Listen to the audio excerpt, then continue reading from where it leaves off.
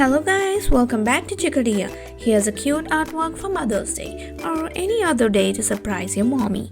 You can color this in 3 different ways: grizzly bears, pandas, and in this video I'm gonna show you how to do the polar bear version. Let's get started. Chickadeea! Let's start by drawing a big circle. Take a bowl or any other circular object. A nice neat circle. Firstly, I'm going to start with the mama bear's head. So at this position, let's draw a nice circle. Not too big, not too small.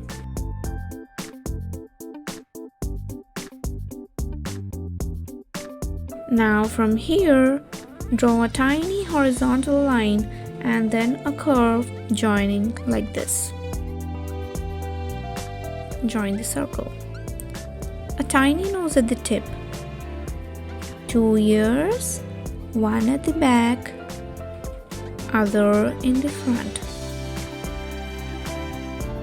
A closed eyelid, a simple curve, and another curve for smile. That's it. Now follow the same steps for the cub as well. Just flip it and obviously smaller in size, almost half the size of the mama bear's head. Nose, 2 ears, back and front,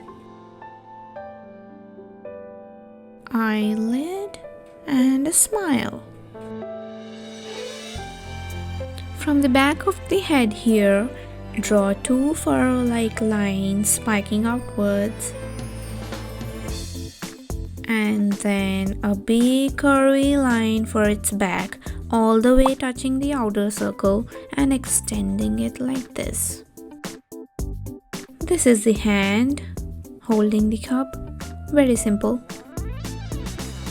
and the other one behind it. Observe the leg. Start from here like this. And the foot. Streamline all the lines for a smoother appearance. Similarly, let's do the cub's back now. Furry spikes and a big curvy back. Neck. Add nails on the paws and a line separating the chest.